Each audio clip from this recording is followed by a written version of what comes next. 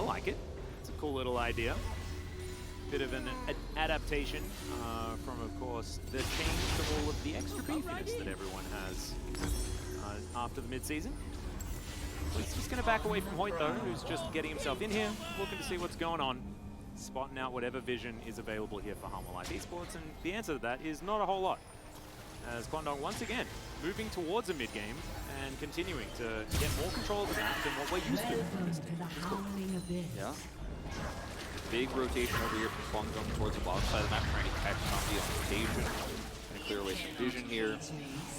This opportunity is given to Teddy with this. Like they trap Somdi if he's trying to go over here in a more greedy location. They get deep vision, worst case scenario, and then they also allow Teddy to take out a turret. As rotation-wise here for Humble Life Esports, they're heading towards the top side of the map here, but Teddy goes unanswered, still has teleport because we're living in a teleport AD carry meta, so yeah, Teddy is actually like, okay, I'm winning all the lottery tickets right now. That came out weird. He's got all the right numbers on his ticket right now. I was like, you can have as many lottery tickets as you want, buddy. He's got the right numbers, all right? The number is 1 teleport as he makes his way towards the mid lane.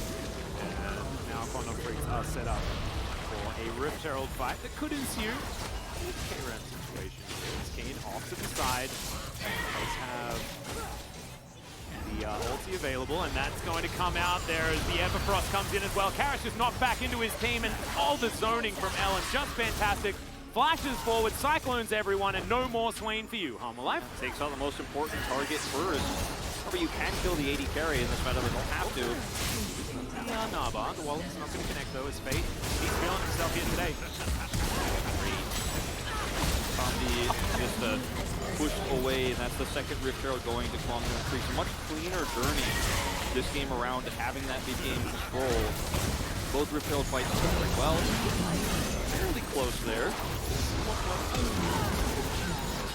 You know, Drake spawning in 2 minutes, no counter objective for Humble Life Esports to take to get the Constellation Scuttle, but yeah, I was going to say, actually, I feel like we've been watching Conflict take scuttles after losing teamfights so many times this series so far. I don't know why.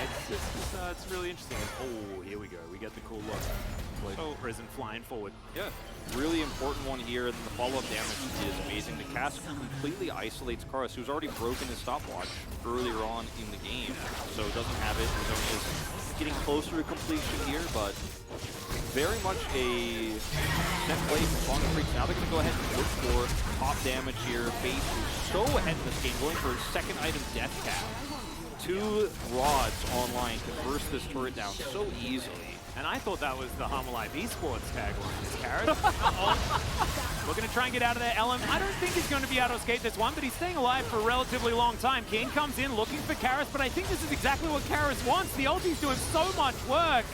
The Ignite is down on top of the Swain, but he's made it out to relative safety. OnFleek looking for the flash after and does find the Heartbreaker. Teddy, can he get into the fight? As he does manage to ult forward, but now he's 1 versus 4.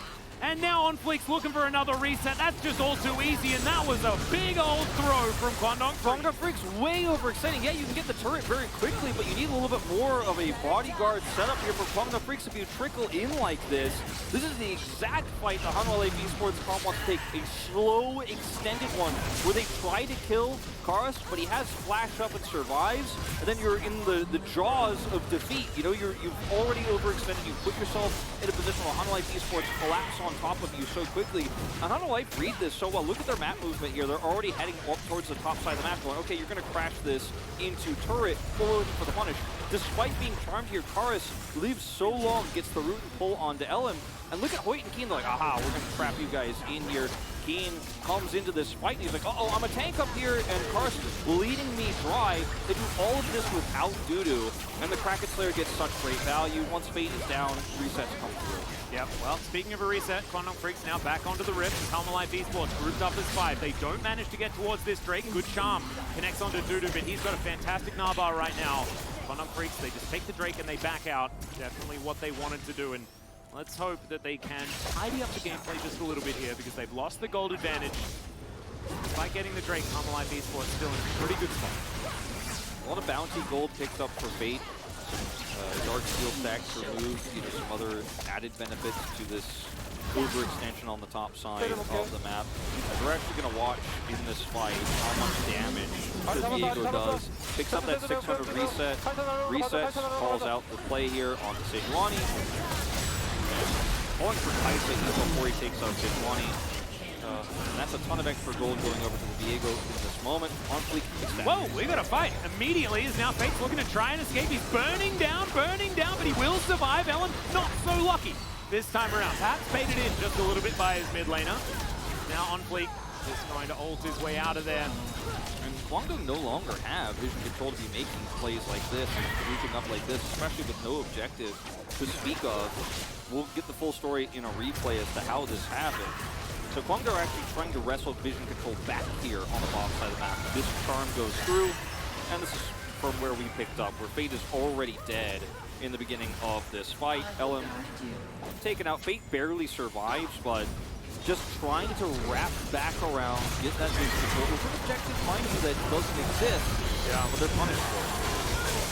Now we've got big advantages around the rift here for Armalite Esports, namely Dudu there on the top side of the map now completes his Black Cleaver, does have his Trinity Force already online, he's 50 CS ahead, and of course this is a Sejuani, right? So you're not exactly going to be that split pushing king that Kane is often finds himself in the position of, and he's down 2,400 gold. Same to be said of Ellen, right? And when you have great setup for Diego to pop off with all that increased damage that Karis is doing off in these fights, you're going to be able to do so much. I mean, he also has Dead Man's Plate at this stage of the game too, so he can get backline access or just pop off on whoever he crashes into first. As we do see the Zonia is completed, we'll see what is built next here for Karis, because we have even seen Anathema's Chains third here on the Swain to survive more, but I don't think this is a scenario where we need that, because yes, it's Kraken Slayer on the Kaisa, but he's not going to be hitting you too consistently, so he'll probably just go into Riley's third. We'll see. Yep, I definitely want the Riley's option.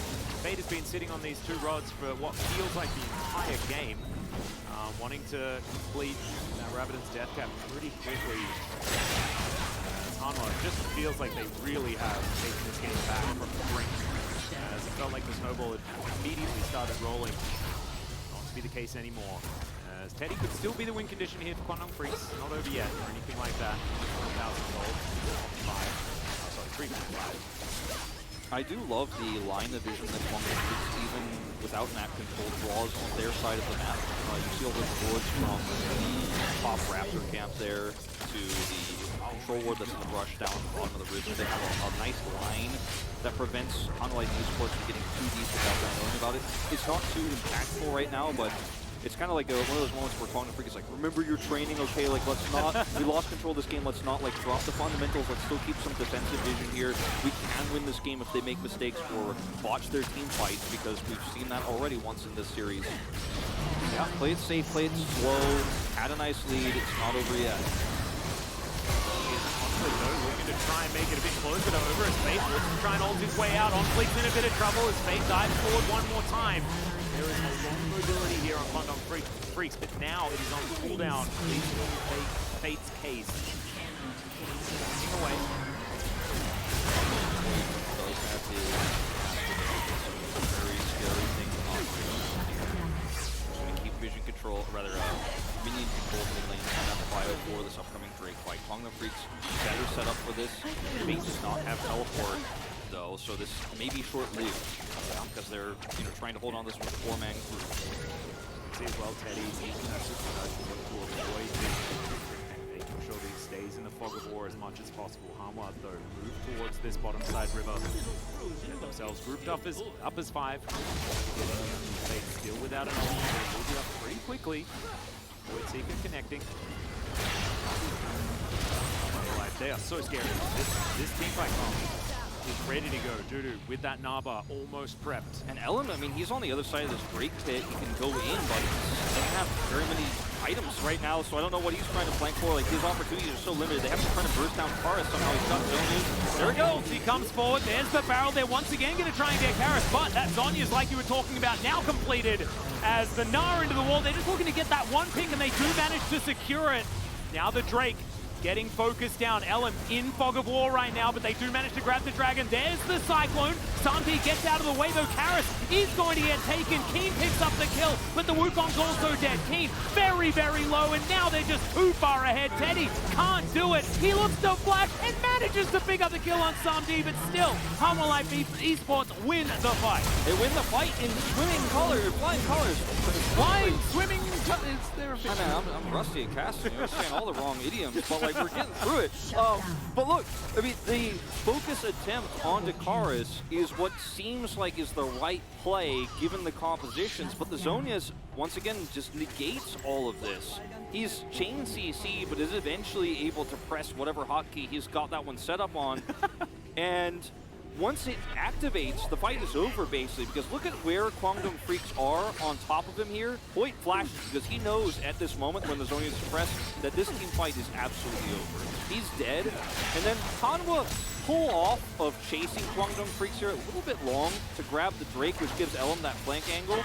Karis does end up dying, but the fight is won because they have a Viego who's extremely fed, who is just going to get reset after reset after reset. But Karis isn't doing as much damage as Swain's sometimes do in the flashy games, but the fact that they have to try to focus him on how unkillable he is what's really the biggest problem here. How do you front to back with this tank-based, hit-based composition like Kwangdong Freaks has when you're this far behind? The answer is, it's pretty much impossible.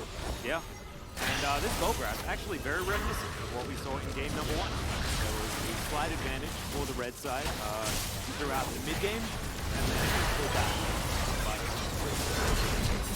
But not quite as last time. When it comes to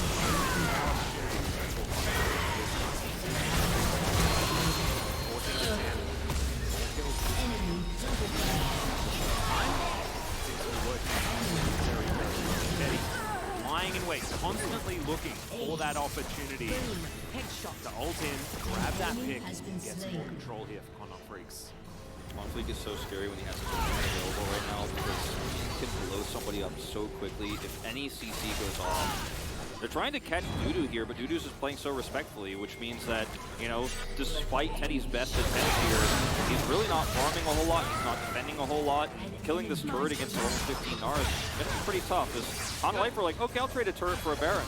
They can do that, but there's double teleports available here for Kwangdong Freaks, as they do look to try and brute force this, but it will need to be an Arctic Assault out there for Keen. The Baron down to 50% health. Kwangdong Freaks, they know what's going on, and those double teleports will need to happen. Ward goes over the wall. They do get the information. It is a conservative teleport to come through here from Teddy. Is now on flank. He does have to smite to keep that health bar up, as now Elam diving on forward is not exactly the best ulti that we see, but he gets the Baron! And that is going to be enough to redeem the play. Charm not going to connect onto Dudu, but now Hoyt, he might be the sacrificial Gragas, but I think that that's absolutely fine. But this only stems the bleeding here for Kwangdong Freaks. It's a steal at the cost of 2 players' lives, which gives additional gold and what you normally gain from a Baron if you can win it very strongly. If you're actually able to secure a Baron is vision control. If you steal a Baron but then lose 2 players, you're probably not getting that vision control anyways, and you're going to have to face all these waves. It's going to be a while before you get back on the map, but it could have been worse. Teddy, you know, committing teleport here. Very conservative run, as you mentioned, did not go deep into that fight, so wasn't there very quickly. Unlike Esports played this so well. Dudu stays back under turret, plays defensively, still is able to rotate over, and they start the Baron on the opposite side of the map. This is cross-map play, again, that we don't really see from Hanwha Esports on this roster, at least not this year. And so far, in the beginning of summer, we're starting to see some really nice plays.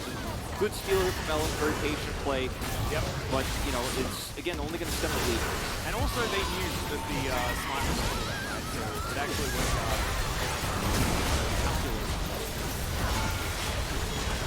That is to avoid the charm. Dudu's like, all right, 4 people down here. Like, I've got a Hullbreaker, and I'm happy. He's like playing very, very good. He's like, okay, you guys gonna give me an inhibitor for this? Because it looks pretty likely. Yeah. Looks like the rest of Kwangdong Freaks just going to look to go back. As Keen, he is one of the members that does not have the Baron buff. Actually, no, he does. Never mind. Drake spawning in 20 is why I'll back off early and rotate down over, and it is going to be a point for them. Counter Freaks almost get an R, almost get a turret, not able to get either defend their inhibitor turret, but then lose soul point. They're one step behind the play with this composition, unfortunately. And with the increased distances, you know, on this patch, it's harder to get a pick, although we are now 30 minutes in the game. It's pretty much the same.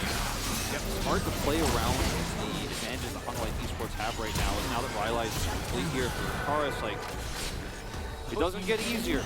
Yep. I was confused about the Baron, but his bristle's too big. The little buff underneath the boar is just too small. It's really funny with the itemization. Yeah. As these are the two things that don't have.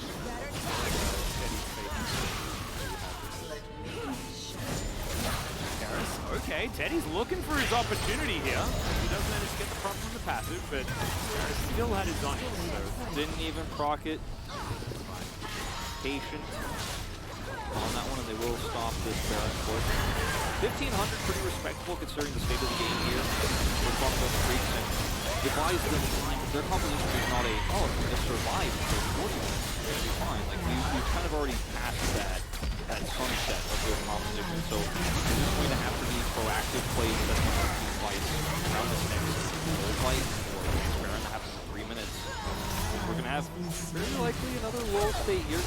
LCK, and it's, you know, a slower meta. We also like to ease back, right? You know, and having a few extra lull states is definitely exactly what we're looking for. I think we definitely get, since we already had the swap bug, we're having 2 lull states, no Cloud, you know, Cloud Sway. We're definitely gonna get that. We're gonna get an in-game pause today, 100%. Oh, I hope so.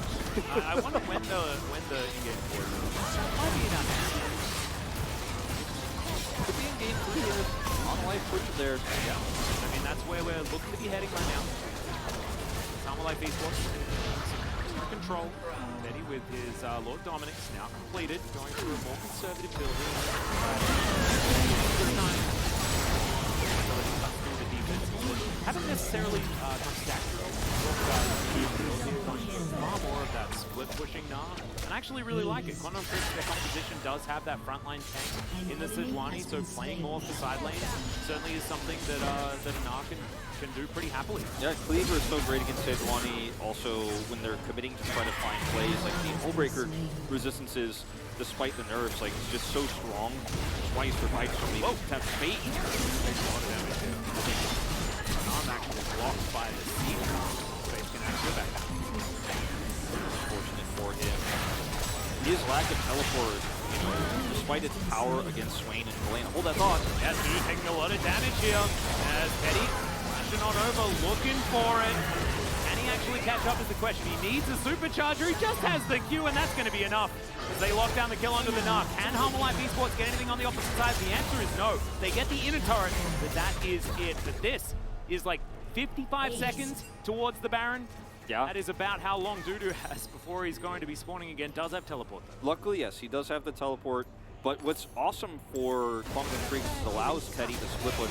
We talked about earlier how you could side lane a little bit with a lot of AD carries in this meta with the teleport coming back through. Which again has, you know, seemingly been more LCK of a thing than other regions, but it's so powerful when you're Kai'Sa in this moment. Like, okay, I can force some reaction down and then get Baron. It's critical, so it's harder for the Nard to teleport in. But this is the first-person view from Teddy. Flash the ball, Flasher. Looking still, does have a freaking push despite the scanner. And he's like, I'm pushing bot, pushing bot. Yep. He's like, you guys can do it. And good done from Teddy. He does have a lot of money. One gold down. The only one on his team that does. On fleek, though, is still a big problem. And if Quantum Freaks give away any kills from these teams like Diego just so extraordinarily dangerous. I mean, imagine the kills you get. Like, you get a Gragas, Sejuani, or Wukong, like, you're just creating even more problems while surviving and having so much damage. It's kind of a nightmare scenario here for Quantum Freaks, but one pick does open up the map, does open up some vision around this Baron. There's still hope, there's still a chance that Quantum can close this one out 2-0 with one miracle fight. Ooh, the charm just barely missing onto Vista here. W not connecting either from Karis. They're searching for their way in.